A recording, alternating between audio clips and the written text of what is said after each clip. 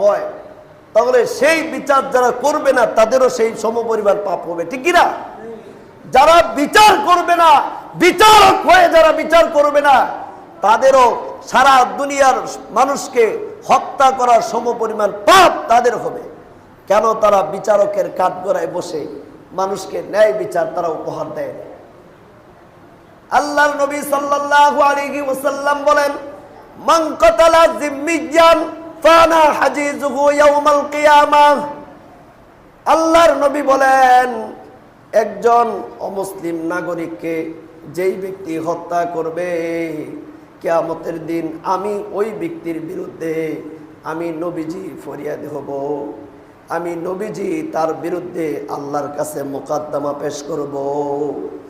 অর্থাৎ একজন অমুসলিম নাগরিককে যদি কোনো মানুষ হত্যা করে, ওই ব্যক্তির বিরুদ্ধে কিয়ামতের দিন আল্লাহর নবী সাল্লাল্লাহু আলাইহি সাল্লাম তার বিরুদ্ধে আল্লাহর আদালতে মোকদ্দমা পেশ করবে।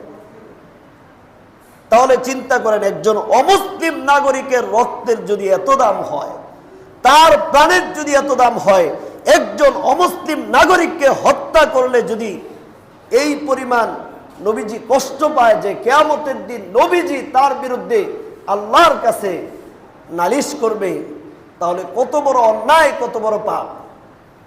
আরেক হাদিসের মধ্যে রাসূলুল্লাহ সাল্লাল্লাহু আলাইহি ওয়াসাল্লাম বলেন, লাজাওয়ালুদ দুনিয়া আহওয়ানু আলাল্লাহি মিন কতলি রাজুলিন মুসলিমিন।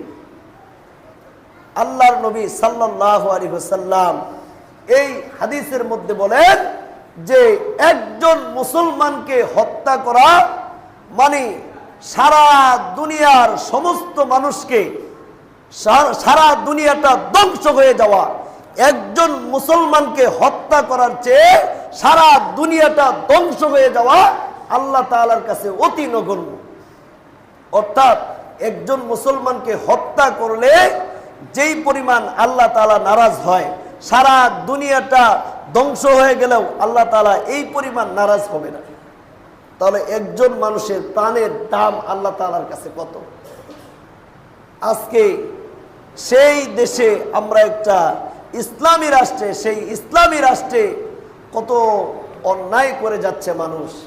আজকে বিচার হয় না বিদায় মানুষগুলা অন্যায় আরো বেশি করতেছে।